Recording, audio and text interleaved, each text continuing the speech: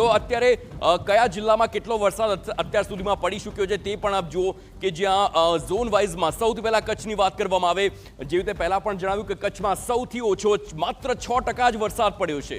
6% વરસાદ જે કચ્છ માટે ચિંતાની સ્થિતિ ઊભી કરે છે। તો બીજી બાજુ દક્ષિણ ગુજરાતની વાત કરીએ, દક્ષિણ ગુજરાતમાં અત્યાર સુધીમાં સૌથી વધારે 73% વરસાદ જોવા મળી રહ્યો છે કે જે અત્યાર સુધીનો સૌથી વધારે છે। મધ્ય ગુજરાતમાં 35% છે, ઉત્તર ગુજરાતમાં 22% છે।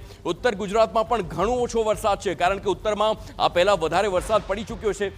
સૌરાષ્ટ્રની વાત કરીએ, સૌરાષ્ટ્રમાં પણ 38% વરસાદ, એટલે કે સૌથી ઓછો વરસાદ કચ્છમાં અને સૌથી વધારે વરસાદ દક્ષિણ ગુજરાતમાં કે જે 73% જોવા મળી રહ્યો છે। અને હજુ પણ દક્ષિણ માટે આગાહી છે, પરંતુ વધારે રેડ એલર્ટની જે આગાહી આપવામાં આવી છે તે મધ્ય ગુજરાતથી લઈને ઉત્તર ગુજરાત સુધીની છે, એટલે કે એ તમામ જિલ્લા કે જ્યાં અત્યાર સુધી મધ્યમ વરસાદ પડ્યો હોય ત્યાં હવે વધારે વરસાદ થાય તેવી પૂરેપૂરી શક્યતા, પરંતુ ચિંતાનો વિષય એ અત્યારે જોવા મળી રહી છે।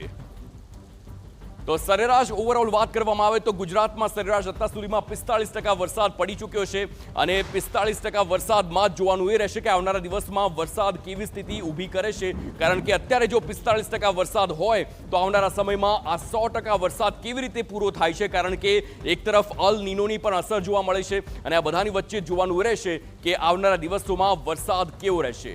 સુપર પ્રાઇમ ટાઈમમાં રોકાઈએ એક બ્રેક માટે, વરસાદના અન્ય અપડેટ્સ ત્યારબાદ જોઈશું। જોતા રહો TV9।